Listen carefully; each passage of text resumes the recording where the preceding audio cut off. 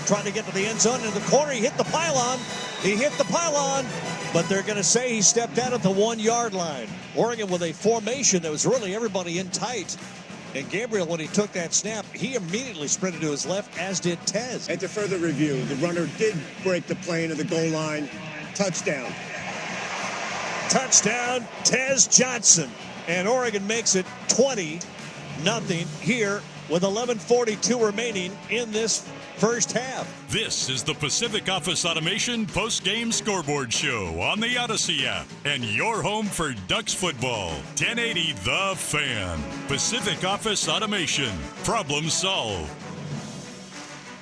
Welcome back to the Pacific Office Automation Postgame Scoreboard Show. The number 2 Oregon Ducks victorious again. They improved to 7-0 on the short week victory in West Lafayette over the Purdue Boilermakers. 35-0 the final. And they did something tonight. Dusty mentioned on the broadcast, something they haven't done in 32 years. They pitched a road shutout.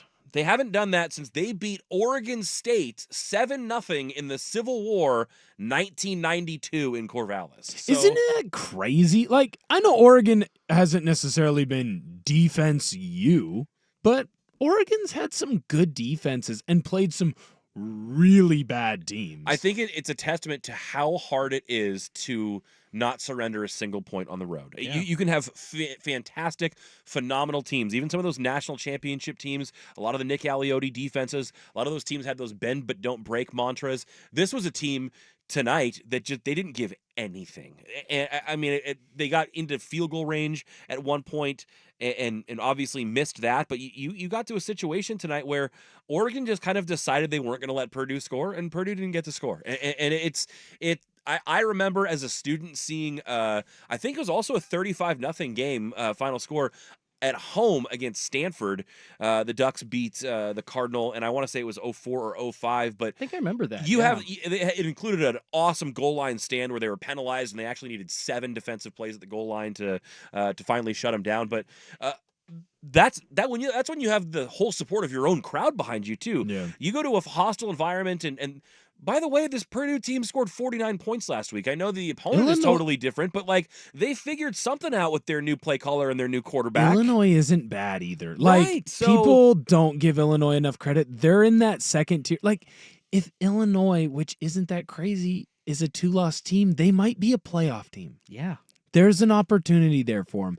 So if you're able to go out and shut down a Purdue team, it's not the greatest attack of all time. Look, there's a reason why they're called Purdue, as Anthony would say.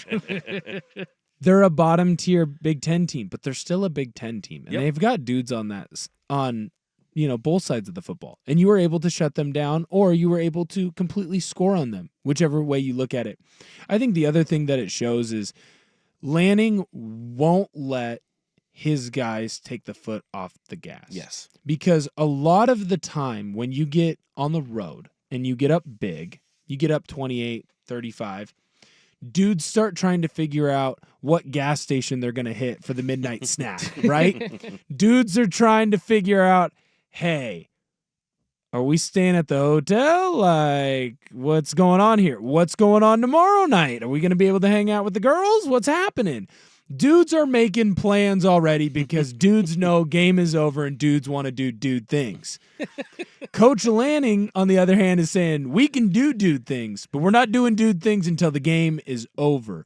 Because how often do you see that garbage time touchdown? Because the other team doesn't want to be shut out. The other head coach doesn't want to have that blemish on their resume. Absolutely. I mean, they have something to fight for. They had a full house tonight. It's a national game. I mean, this is going to happen a lot for the Ducks down the stretch here. You're going to be a lot of other teams' Super Bowl at this point in time. I mean, the chance to, at this point in time at 7-0, it might be hard to derail the Ducks from getting into the playoff. They are a ridiculous favorite to just be in the top 12 there at this point in time. But the chance to potentially keep them out of either a conference championship game, potentially keep them out of having a bye, maybe, or just to be the blemish on that record. Every student body, every opposing coordinator, everyone on every team is going to think, I've got my shot to take out the big dog now, and you're going to get that every night. And it didn't matter that Purdue had that shot tonight. They couldn't do anything.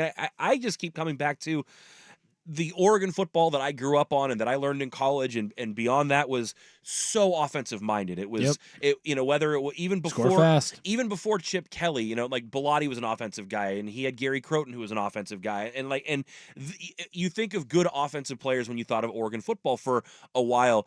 The defense may just well be this team's hallmark, despite the fact that you have a Heisman candidate at quarterback, despite the fact you might have a Blitnikoff Award winner out wide. This defense is really freaking good. And I know you might not have been playing the best offense tonight, but what is standing out to you about them just collectively as an 11-man unit right now? When I look at the defense, the defensive line, they're just always in the backfield. And it doesn't matter if it's Harmon. It doesn't matter if it's Birch. Birch has been out the last 2 games. Guess what? Mateo Uyunglele, he's young. He's always in the backfield. And he's stellar. Tatum Tuioti, again, he finally got another big stat game. It feels like every third game he gets a big stat game.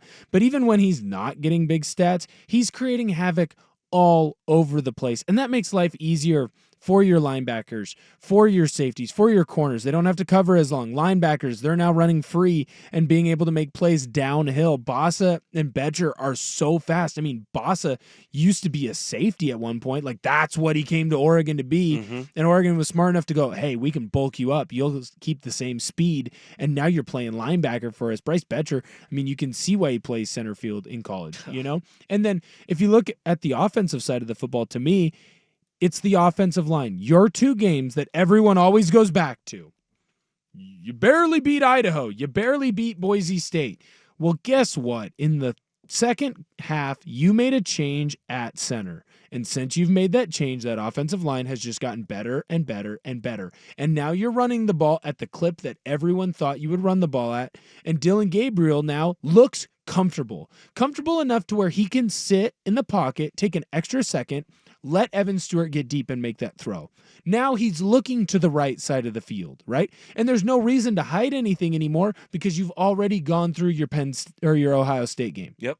Yeah, you did it. Yeah, absolutely. You're not hiding anything anymore. Everything is out on the table. You might be able to have a couple plays here and there, but your tendencies are now your tendencies. It's all out there. And you're still able to find ways to scheme guys open or to have guys win one-on-one matchups.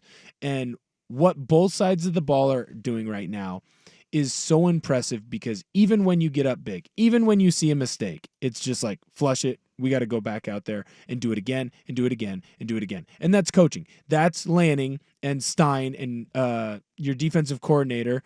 That's everyone keeping your foot on the gas and not letting the players take their foot off the gas, which is so easy for college kids to do.